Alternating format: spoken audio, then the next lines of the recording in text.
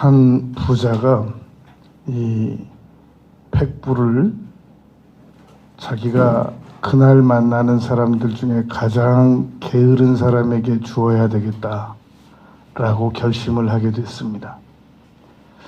그래서 이 백불을 들고 게으른 사람을 찾으러 나가려니까 이 거린이 많이 모여 있는 곳이 떠오르더랍니다.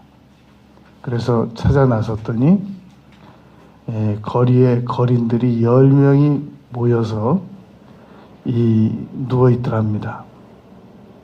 그래서 그곳에 가서 제가 여러분들에게 100불을 드리겠습니다. 먼저 도착하시는 분들에게 100불을 드리겠습니다. 그랬더니 10명 중에서 9명이 벌떡 일어나더니 달려오더랍니다. 근데 한 명은 여전히 누워 있더라는 겁니다. 그래서 당신은 왜 그렇게 누워 있습니까? 그러니까 귀찮으니까 말 시키지 말라고. 그래서 그 사람한테 100불 줬답니다. 그런 그 얘기가 전해져 내려오고 있습니다. 게으름이라는 단어는 최초로 기록에 의하면 1540년에 영국에서 처음으로 사용이 되었다고 합니다. 그러나 성경에는 이미 특별히 잠언에 게으르지 말라라는 말씀이 18번이 모여 있습니다. 오늘 우리는 이 로마서 12장 11절 말씀을 네 의미로, 네 단어로 나누어 생각을 하겠습니다. 첫째는 부지런하여, 둘째는 게으르지 말고, 셋째는 열심을 품고, 넷째는 주를 섬기라. 이 네 가지로 말씀을 나누도록 하겠습니다. 이 부지런하라는 말은 미리미리 준비를 하라는 말입니다. 제가 이 소논문을 작성해 보면 그렇습니다. 이거 딱 3일이면 쓸 것 같아요. 딱 결심하고 딱 쓰면 사흘이면 쓰겠다. 그런데 여지없이 막상 시작해 보면 한 달 걸립니다. 그러니까 10배가 더 걸리는 겁니다. 무슨 일이. 그래서 이 마라톤 선수들이 이 42.195km를 달릴 때 정확하게 42.195km만큼만 달리면 되겠다라고 생각하고 뛰면 중간에 실패한답니다. 42.195를 달리는 게 아니라 내가 100km를 달린다라고 생각을 하고 달려야 이게 무사히 도착을 한다는 겁니다. 그러니까 우리가 부지런하여라는 말은 우리 이 뇌는 행동하게 만드는 뇌의 기능이 있고 생각하게 만드는 뇌의 기능이 있다는 겁니다. 뇌 전문 연구학자들의 말에 의하면. 그래서 뇌는 하나인데 왜 생각이 두 개인가? 이것은 생각으로 끝나게 하는 기능이 있고 생각을 행동으로 옮기게 만드는 그런 기능이 있어서 그렇다는 겁니다. 그러므로 우리가 부지런해서 결국 실적을 남겨야 부지런함이 증명되는 거거든요. 이론만 많아가지고는 이 부지런함이 증명이 안 됩니다. 우리가 여러분 체감적으로는 서양 사람들보다 우리 동양 사람들이 훨씬 더 부지런한 것처럼 생각이 됩니다.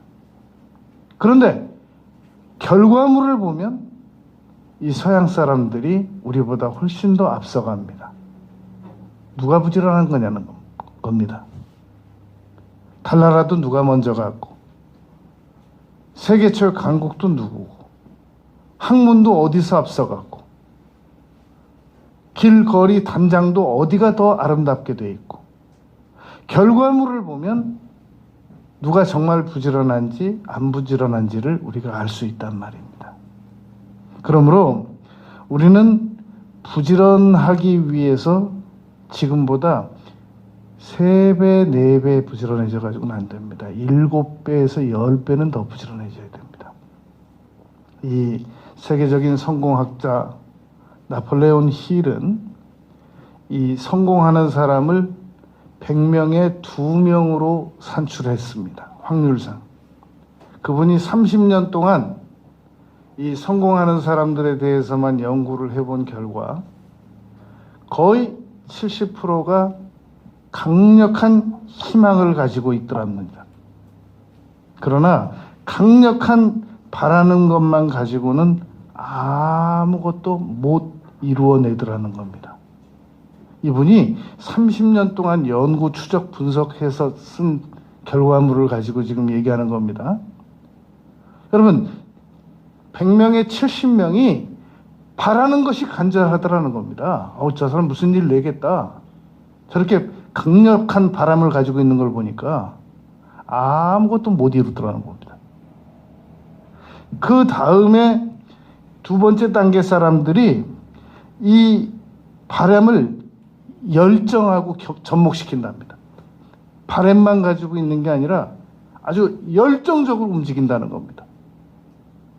그러나 70%의 사람이 아무것도 못 이루는 것처럼 역시 이 10%의 사람도 결과를 손에 쥐는 건 없더라는 겁니다. 바람에다가 열정까지 합했는데 아무 일도 안 일어나더래요.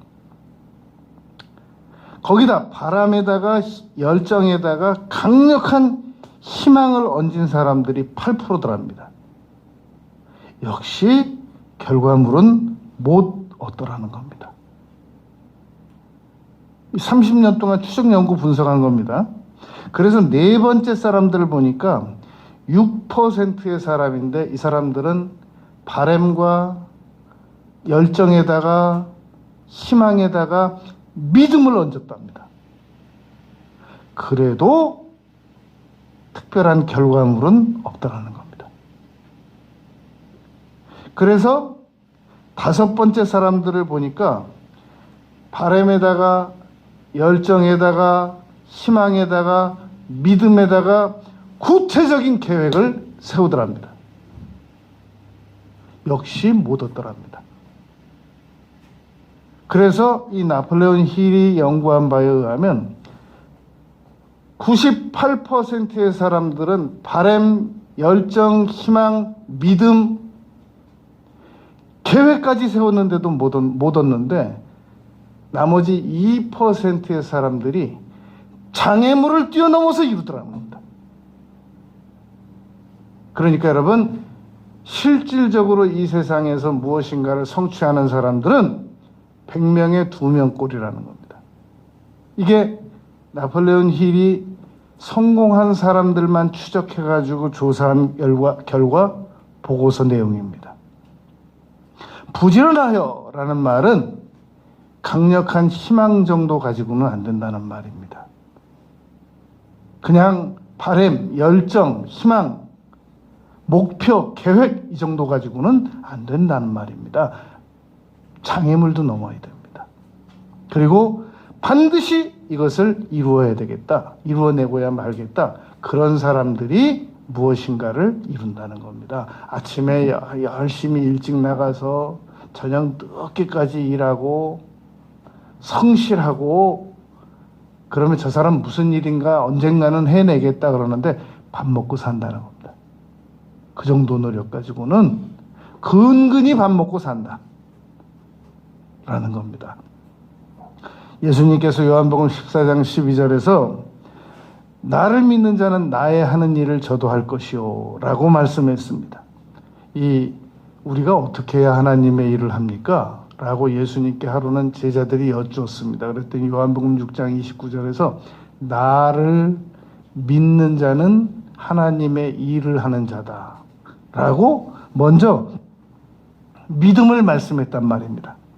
그런데 믿음은 이 세상에서 다가오는 많은 환난을 극복해낼 때, 장애물을 극복해낼 때 예수님의 일을 할 수 있는 것이지 그냥 믿습니다라는 말만 가지고는 이 예수님께서 원하시는 일을 못한단 말입니다. 여러분, 예수님께서 전능하신 하나님께서 이 세상에 오셔서 얼마나 많은 장애물을 당하셨습니까?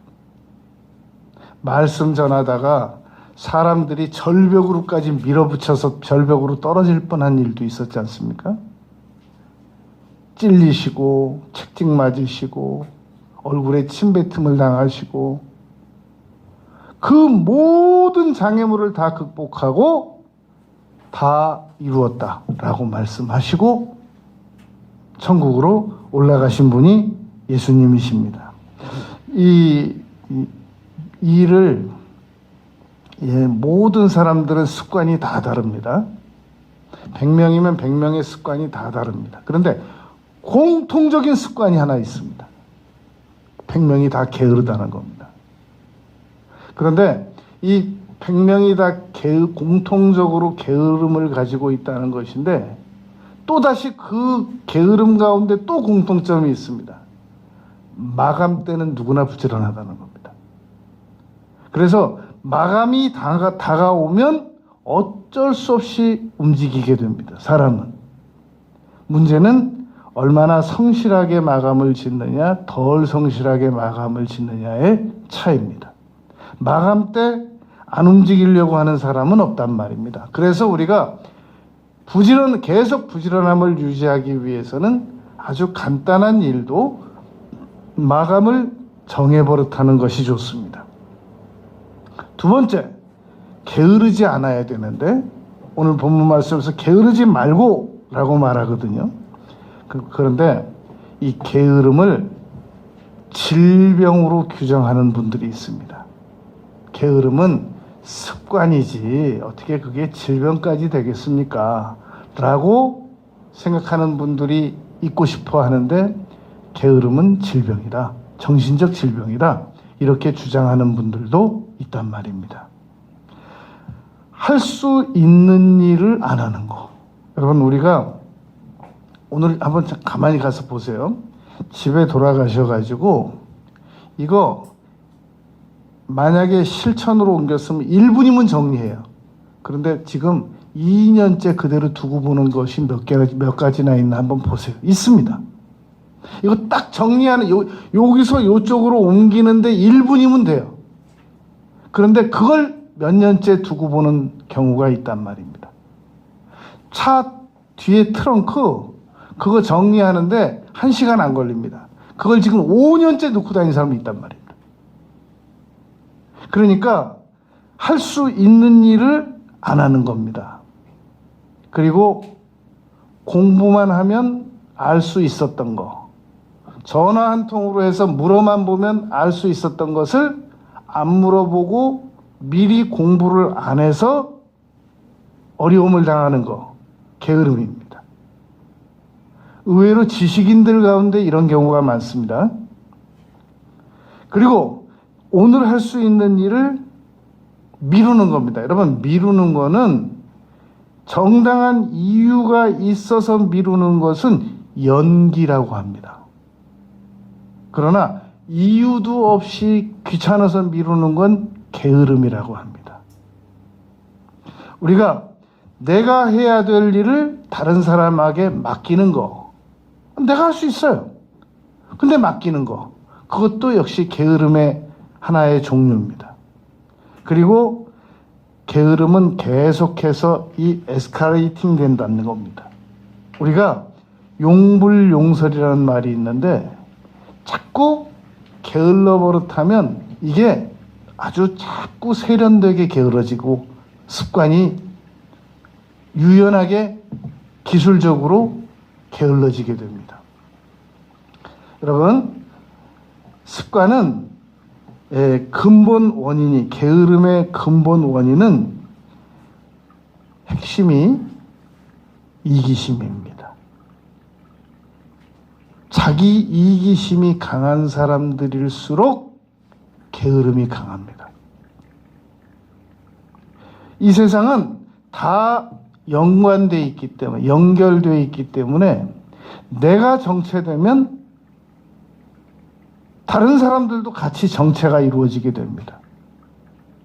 그런데 어떤 사람이 그런 위험 부담을 안고도 계속 게으를 수 있느냐? 이기심이 강할수록 게으름은 강할 수 있다는 겁니다. 이 그러면 인간적으로 열심을 품으면 될 거 아니야. 딱 3일입니다. 작심 3일. 행동 강화 요법이라고 해서 스키너라고 하는 사람이 개발했지 않습니까? 보상도 준다고 그러고 이번 시험 잘 보면 뭐 네가 원하는 거 사준다고 그러고 딱 그때뿐이라는 겁니다. 그 교육학자들이 그거 하지 말라고 하는 이유가 그게 평생 가지 않는다는 겁니다. 딱 한시적으로.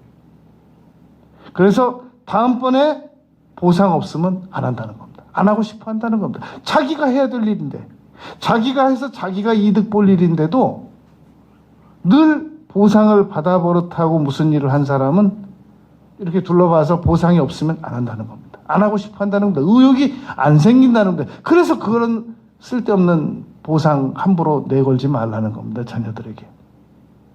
이게 장기화적인 효력이 없기 때문에 그러하다는 겁니다.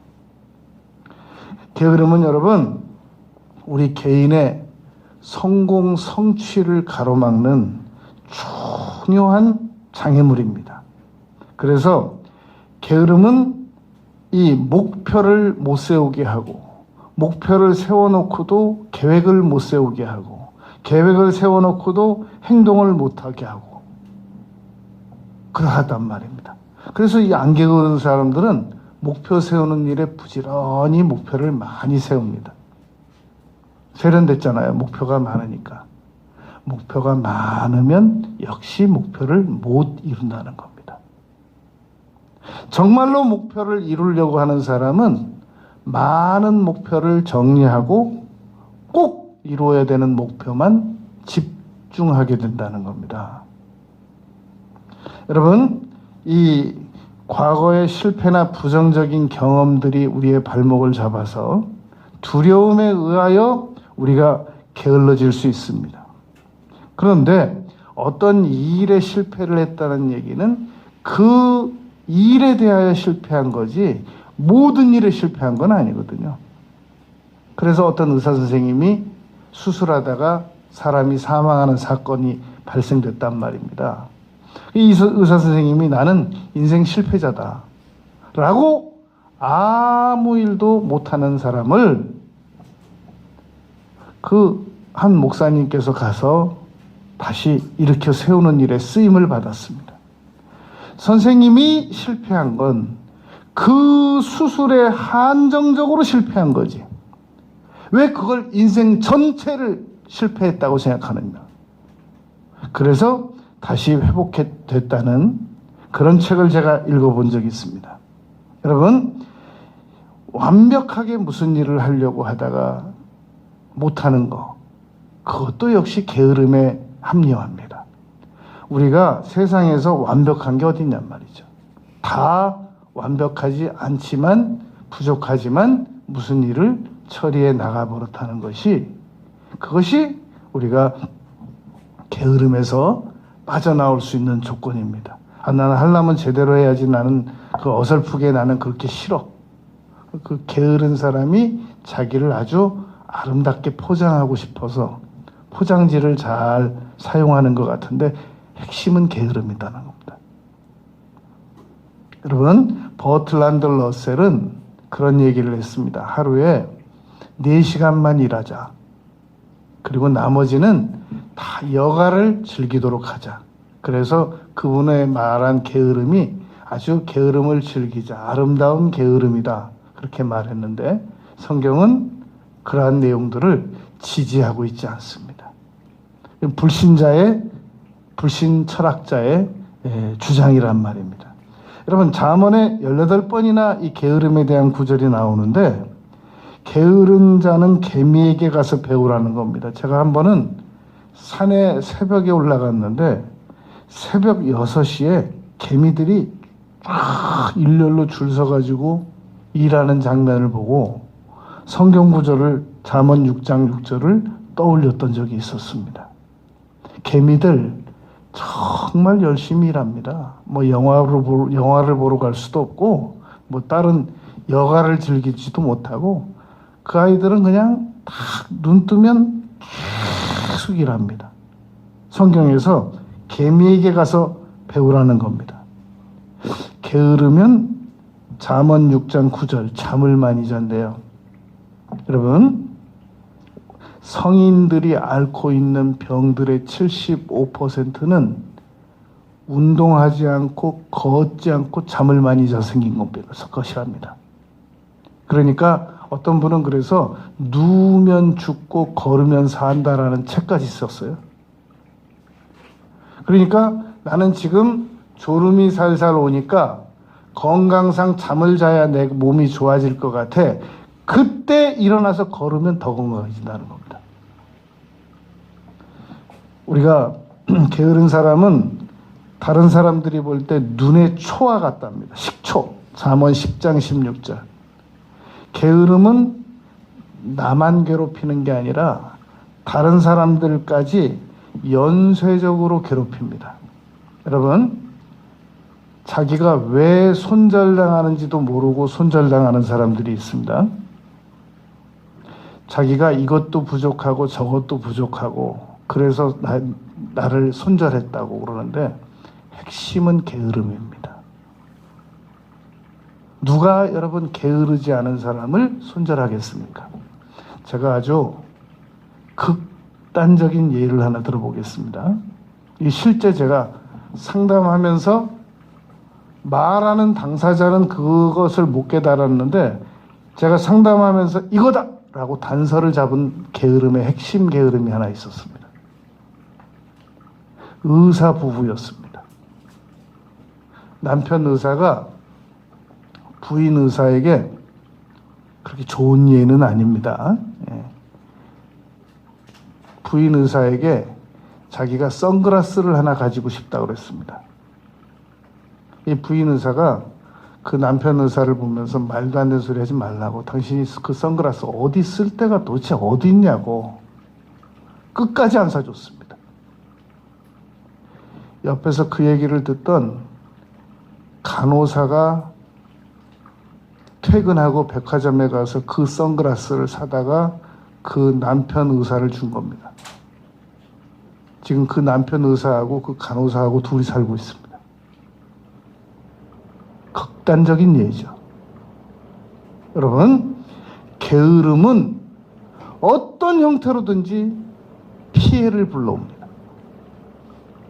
그리고 많은 경우 손절당하는 결정적 요인이 됩니다. 너무나도 많은 사람들이 나 정도 되는 사람을 누가 손절하겠어? 라고 방심하고 있는데 여러분, 세상은 넓고 부지런한 사람들 많습니다. 결국은 게으른 사람들은 도태되고 손절당합니다. 하나님께 대하여도 게으른 사람들은, 게으른 다섯 처녀는 못 들어갔습니다. 부지런한 처녀만 들어간 겁니다. 우리가 여러분 정신 차려야 됩니다. 이 사도행전 1장 8절에 보면 예루살렘과 온 유대와 사마리아와 땅끝까지 이르러 내 증인이 되라 라고 말씀하셨습니다. 그런데 예루살렘은 부지런하지 않았고 게을렀고 선교하지 않았습니다. 사도행전 1장 8절을 뒤집으면 8장 1절이 되는데 8장 1절에 보면 그날에 예루살렘에 큰 핍박이 왔다고 그랬습니다. 전도도 여러분 계속 미루어 나가면 어느 날 하나님께 손절당합니다. 너는 쉬어. 다른 사람하고 내가 일할게. 라고 결단하시고 더 이상 아무 기대도 하지 않습니다. 넌 그냥 근근히 밥 먹고 살아! 라고 더 이상 기대하지 않는단 말입니다. 계속 하나님께서 기다려주시지 않습니다. 여러분, 이 게으름으로 인한 고난을 예측해 보는 거 좋습니다. 5일 세는데 계속 게으르면 어느 날 길에서 차 앞으로 못 갑니다. 저 횡단보도 저 사거리에서 차 서는 수가 있습니다. 그리고 계속 게으르면 지붕 세는데 계속 게으르면 장마철에 이제 오도 가도 못하는 상황이 발생이 됩니다. 잠언 12장 24절에 보면 게으른 자는 부지런한 자에게 다스림을 받는다. 큰 수치죠. 나보다 나은 게 하나도 없어요. 근데 나보다 딱 조건이 하나, 부지런하다는 거예요. 그 사람에게 다스림을 한번 받아보세요. 정말 뼈 아프죠.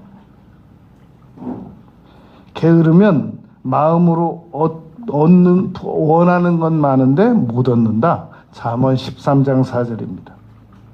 그리고 게으른 사람들은 여러분 특별히 문 앞에 사자가 있다고 이야기한다는 겁니다. 잠언 22장 13절. 여러분, 지난 24년 동안 공중 폭발 사고가 이 3년마다 한 건씩 있었어요. 비행기. 그런데도 오늘 우리 어디 해외 갈 일이 있으면 비행기 탑니다. 업무상만 타는 게 아니에요. 여행 가는데도 그 위험을 무릅쓰고 탑니다. 자동차는 사고 나면 그냥 부상 치료받으면 웬만하면 살아요. 비행기는 떨어지면 다 죽어요. 그런데도 타러 갑니다.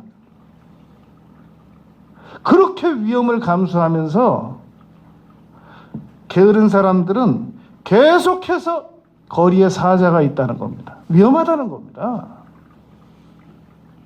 자동차 타고 가다가 여러분 고속도로에서 하루도 사고 안 나는 날이 없어요. 그런데도 고속도로 또 들었습니다. 요즘에 묻지마 흉기 난동 사건, 묻지마 돌로, 묻지마 흉기로 어떻게 길을 나가요? 어디 문 밖에를 나가요? 무서워서 나가요 또. 그러면서도 정작 해야 될 일들이 다가오면 위험하대요.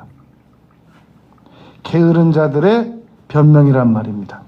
여러분 잠언 21장 25절에 보면 게으른 자의 정욕이 그를 죽인대요.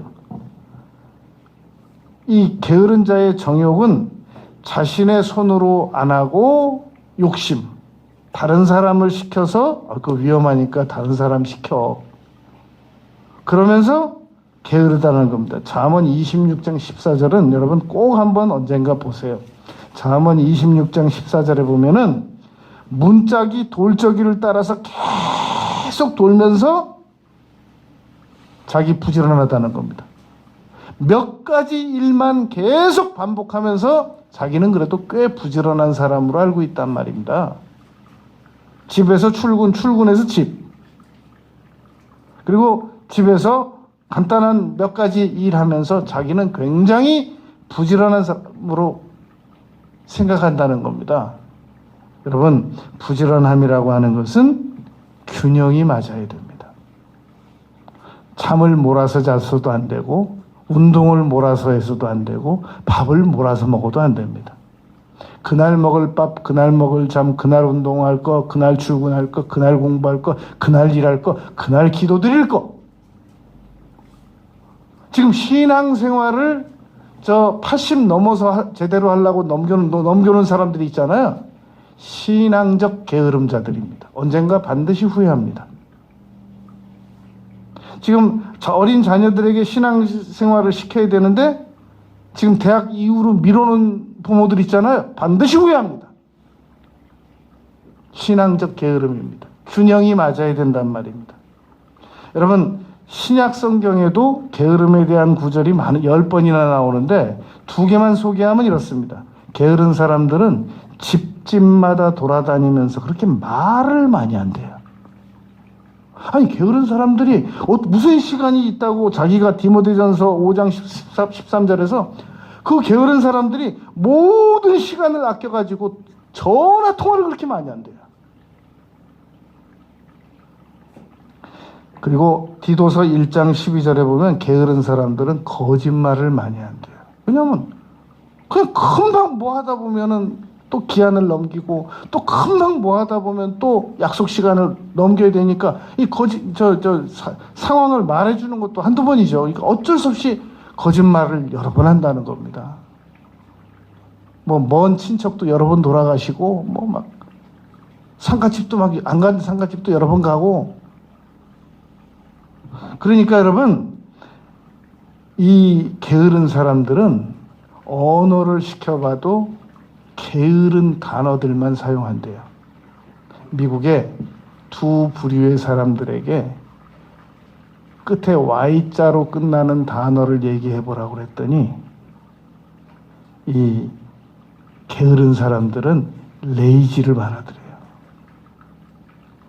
하필이면 그 많은 단어 중에서 레이지, 게으름에 대해서 이야기하더라는 겁니다. 그러니까 게으른 사람들은 게으름이 몸에 배인 거예요.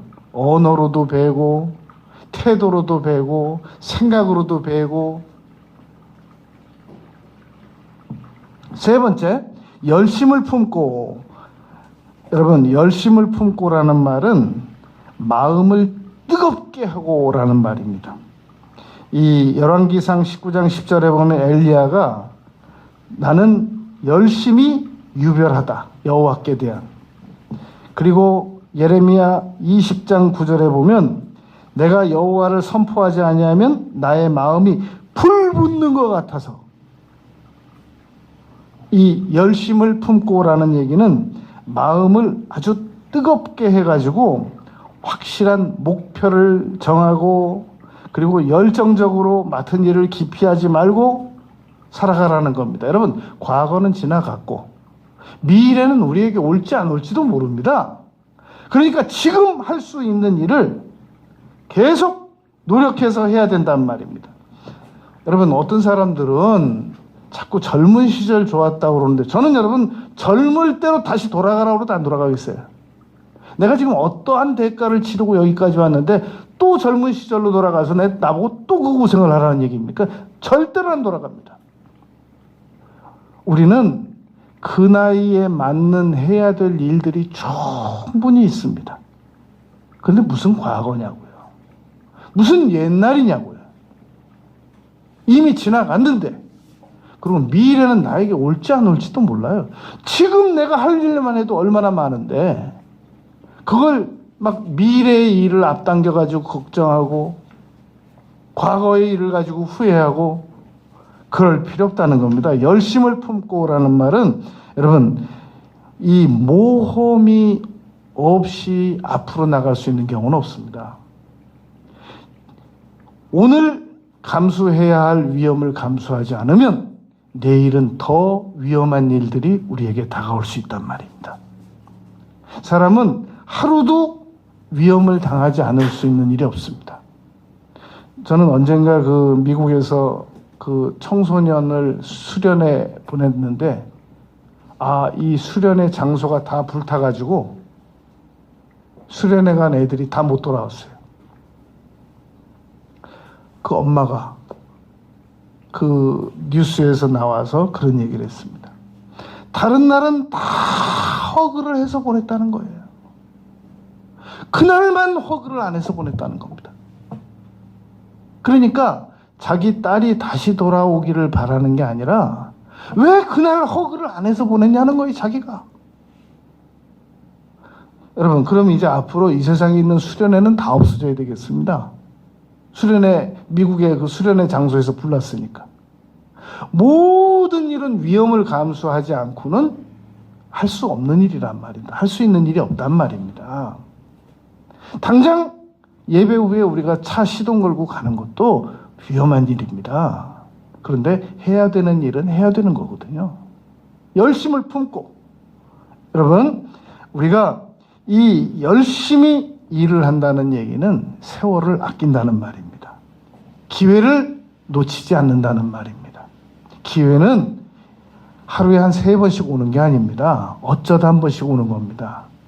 그러면 기회 안 올 때는 뭐 하나 준비해야죠. 끝으로 주를 섬기라. 여러분, 주를 섬긴다는 것은 하나님을 신앙적으로 게으르지 않게 열심히 노력하는 겁니다. 역대하 29장 11절에 보면 내 아들들아 이제는 게으르지 마라 라고 히스기야 왕이 말했습니다. 이 신앙적인 게으름, 모세가 이스라엘 백성들을 데리고 광야로 나가서 예배 드린다고 하니까 바로가 이렇게 말했습니다. 게으르다, 게으르다. 너희가 게으름으로 하나님께 예배드리러 나간다고 하느냐? 그러니까 우리가 여러분 신앙적으로 열심을 내려고 하면 세상 사람들은 우리에게 뭐라고 말하느냐면 게으르다라고 말한단 말입니다. 그러니까 모든 사람들에게 다 칭찬을 받으려고 하고 인정을 받으려고 하지 말고 우리가 꼭 해야 될 일들을 하면서 부지런하게 살아가야 된단 말입니다. 마태복음 25장에 보면은 한 달란트를 숨겨놓은 사람에게 예수님께서 어찌 그런 좋지 못한 선택을 하였느냐라고 말씀하시지 않았습니다. 악하고 게으른 종아라고 말했습니다. 여러분, 잠언 19장 23절은 아주 중요한 구절입니다. 잠언 19장 23절은 여호와를 경외하면 족하게 지내고 재앙을 만나지 아니하느니라 라는 말씀이기 때문에 우리의 안전과 하나님의 경외가 연결된 구절입니다. 그런데 희한하게도 그 다음 24절은 게으름에 대한 구절입니다. 게으름이 여호와를 경외하는 일을 막고 시편 68편 6절 오직 거역하는 자들의 거처는 메마른 광야로다 라고 말씀할 정도로 게으름은 하나님을 거역하게 만들고 하나님을 경외하지 못하게 만든단 말입니다. 여러분, 게으르면 결국은 버림받습니다. 사람에게도 버림받고 하나님에게도 버림받습니다. 여러분, 우리가 어학 공부하는 일에 게으르면 언젠가 나보다 어학 잘하는 사람에게 밀려납니다. 그거 알고 살아야 됩니다. 그리고 계속 지각을 하면 직장 갈 때마다 죄송합니다. 그거 좀 한 시간 일찍 가서 기도도 좀 드리고 그러다가 업무를 시작하면 얼마나 좋습니까? 아슬아슬하게 해갖고 내비가 막 시간이 막 1분씩 늘어나면 그 차에서 막 너무 안절부절하면서 그걸 날마다 그렇게 해요. 좀 미리 한 30분 일찍 가서 근무하면 주변 평가도 얼마나 좋아지겠습니까? 나중에 전체적인 평가 내릴 때 반드시 차별받습니다. 그리고 성취 못하게 되고 스스로도 자기 자신을 비난하게 됩니다. 게으르면 계속해서 이 균형 있는 부지런함을 못 이루는 사람들은 반드시 후회합니다. 남은 생애를 지금보다 7배, 10배 더 부지런하게 살아가는 우리 모두가 되시길 바라겠습니다. 아버지 하나님, 저희들이 참으로 지난 시절 불필요하게 이유 없이 게을렀던 것들 깊이 회개합니다. 부지런히 서두르도록 하여 부지런함을 가속시키도록 하겠습니다. 예수님 이름으로 기도드렸습니다. 아멘.